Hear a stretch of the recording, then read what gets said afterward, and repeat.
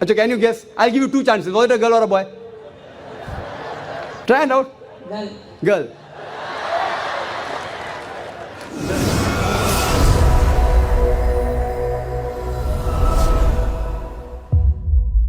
Yes, brother from the center mic. My name is Ramakrishna. I'm a physiotherapy student. My question is, what is the need of Allah to create Adam and Eve and this total universe? What he will get from this? And my second question is, everything is created by someone. So even God must have been created by someone. What is the meaning of Allah? Brothers asked three questions. The first question, why did God create Adam and Eve and what was his reason to create all this world and humankind? Allah subhanahu wa ta'ala created Adam and Eve, may peace be upon them both, so that the humankind could come. They were the great grandparents. Allah says in Surah Hujurat, chapter number 49, verse number 13, Ya ayyuhan nasu inna khalaqnakum min zakrin wa unsa wa ja'alnakum shu'uban wa qaba'ila lita'arafu. Inna akramakum indallahi atqakum. Inna Allaha alimun khabir. O humankind, we have created you from a single pair of male and female and have divided you into nations and tribes so that you may recognize each other, not that you may despise each other. And the most honored in the sight of Almighty God is the person who has taqwa. The criteria to judge any human being, it is not wealth, it's not color, it's not caste, it's not creed, it is taqwa, it is God consciousness, it is righteousness, it is piety. So Adam and Eve, peace be upon them both, they were our great grandparents, of yours also and of mine also, all humankind. Therefore I call you a brother. We are brothers in humanity. Allah says, Ya you are nas, O humankind. And Allah says in Surah Isra chapter number 17, verse number 70, وَلَقَدْ كَرَّمْنَا بَنِي آدَمَ.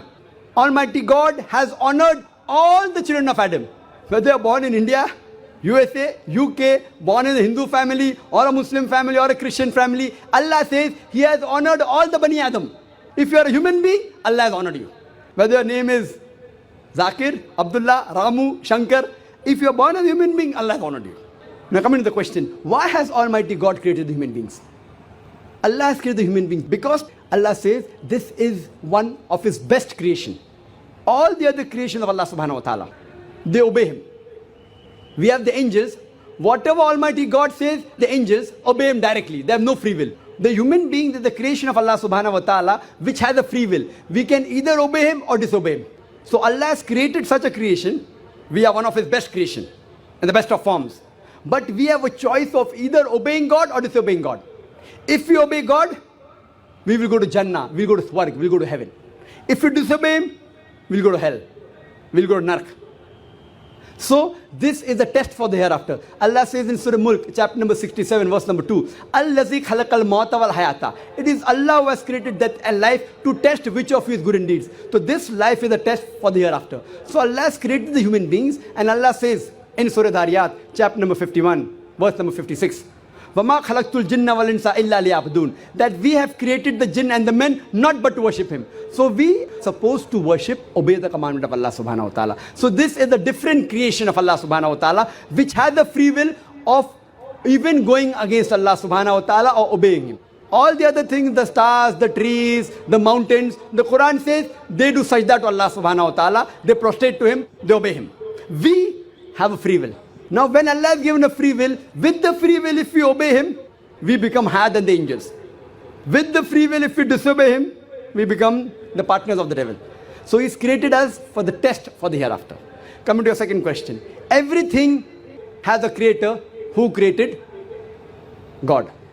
If anyone says everything has a creator, it is a wrong statement. Every created thing has a creator.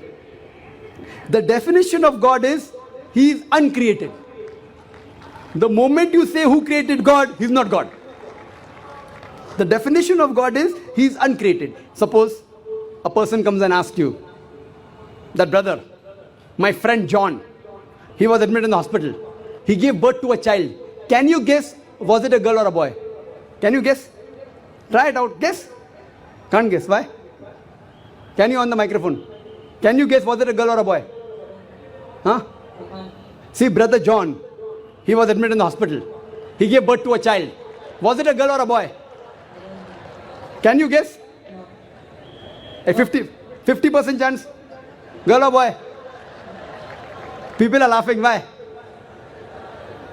Can you guess? Can't guess. Why? Even if you guess, can you get the answer right? Achha, can you guess? I'll give you two chances. Was it a girl or a boy? Try it out. Girl. Brother, can a man give birth to a child? There you made a mistake. Same way you made a mistake by asking who created God. A man cannot give birth to a child. So where's the question of it being girl or a boy? See, now you understood. Now that's good, brother. So it was a man cannot give birth to a child. So where's the question of a girl or a boy? So when you're asking who created God, God by definition, Allah by definition is uncreated. The moment you say who created Allah, He's not Allah. Walam yakul lahu kufuwan ahad. There's nothing like Him. Coming to your last part of the question. Who is Allah? Who is Allah? The best definition I can give you is quote to you Surah Ikhlas. Chapter number 112, verse number 1 to 4. It's mentioned in the Quran. Kul huwallahu ahad. Say He's Allah one and only. Allahu samad. Allah the absolute eternal. Lam yalid walam yulad. He begets not nor is he begotten. Walam yakul lahu kufuwan ahad. There's nothing like Him. This is a four-line definition of Allah subhanahu wa ta'ala. Any human being, any person says so and so candidate is God. If that candidate fits in this four-line definition, we Muslims have got no objection in accepting that candidate as God. Four-line definition. This is the litmus test for theology, for the study of God. First is Qul huwallahu ahad. Say He's Allah one and only. Allahu samad. Allah the absolute eternal. Lam yalid walam yulad. He begets not nor is he begotten. Walam yakul lahu kufuwan ahad. There's nothing like Him. If you go to the Hindu scriptures, the same is mentioned in the Hindu scriptures.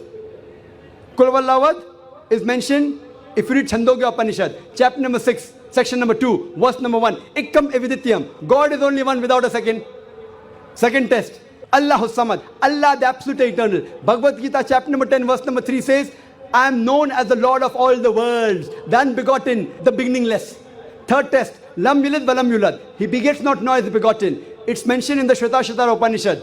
Chapter number 6, verse number 9. Nachasya kasij, janita na chadipa. Of Him there are no lords. He has got no parents. Almighty God has got no father. He has got no mother. And walam yakul lahu kufuwan ahad. There nothing like Him is mentioned in Shvetashvatara Upanishad. Chapter number 4, verse number 19. And Yajurved, chapter number 32, verse number 3, where it says, Natasya pratima asti. Of that God, there is no pratima, there is no idol, there is no image, there is no photograph, there is no sculpture. Who says that? Yajurved, chapter number 32, verse number 3. Same as, Walam yakul lahu kufuwan ahad. So any person saying so and so candidate is God, if that candidate fits in this four-line definition, we Muslims have got no objection in accepting that candidate as God. For example, some people say, Bhagwan Rajneesh is Almighty God. Once during question answer time, a Hindu told me, we don't believe Bhagwan Rajneesh to be God. I never said that the Hindus believe Bhagwan Rajneesh is God. I said some people believe Bhagwan Rajneesh to be God. Let us put this Rajneesh to test. First test is, Qul huwallahu ahad. Say He's Allah one and only. Was Rajneesh one and only? Was he the only man who claimed divinity? There are hundreds of them. And in this country, we have thousands of men who have claimed divinity. He's not the only one. But Rajneesh Bhakti said, no, he's unique. Let's go to the next test. Allahu samad. Allah the absolute eternal.